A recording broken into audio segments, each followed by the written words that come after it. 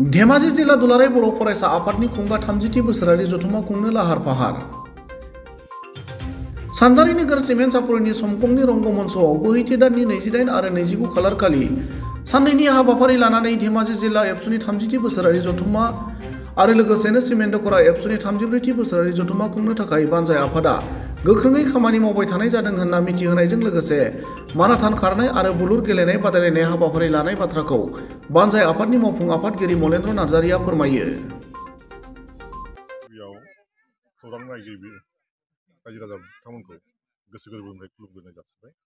जोङो दिनै 30थि धेमाजि जिल्ला बर' फरायसा आफादनि बोसोरसालिया जथुम्मा लोगोसे 34थि बोसोरसालिया जथुम्मा सिमेन्ट दख'रा बर' फरायसा आफादनि बे बानजाय आफादनि मावनो गोनां हाबाफारिया आवगायगासिनो दं। जोङो 29 अक्ट'खालि फुंनि 4 बाजियाव मोनसे आलादा प्रग्राम लानो सानदों। बेवहाय जोङो माराथन रेस मोनसे लानो नागिरदों। जोंखौ एसबि बड' हाइ स्कुल फिल्डनिफ्राय समखं हाइ स्कुलसिम मोनसे माराथन रेस होनो सानदों आरो बेवहाय बादायलायनाय कम्पिटिसन जागोन। जों बेवहाय माखासे बुरखाय बान्थाबो होनो सानदों आरो माखासे सार्टिफिकेटबो होगोन। जों बेवहाय बैसोनि लिमिट थागोन नामा? बैसोखौ जोङो बिदि सेंग्राफोरखौ लानो नागिरदों आरो आन्डार 19 बिदि सोरबा गोसो गोनांफ्रा बाहागो लाफैनो हागोन आरो फ्रायबा 19नि सिंनिबा मोजां होननानै जों सानदों आरो मानोना दानि दिगाव बुंनो थाङोबा बांद्राय बैसोगोराफ्राबो बेयाव बारा सुबिदा मोननो नागिरा आरो हास्लाबखानाय नङा थारमाने सेंग्रा मानसिफोरजों। ओंखायनो जोङो आन्डार 19 सिन्था खालामदों आरो बे समाव बे जिथु हाबाफारि बान्था महरै बेसेबांसो रां थागोन?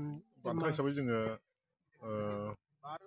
5,000 माबाखौ सेथिखौ, नैथिखौ 3,000 आरो 2,000 बिदि होनो सानदों आरो ओमफ्राय बाहागो लागिरिफोरखौ बयनोबो सार्टिफिकेट जों गांसे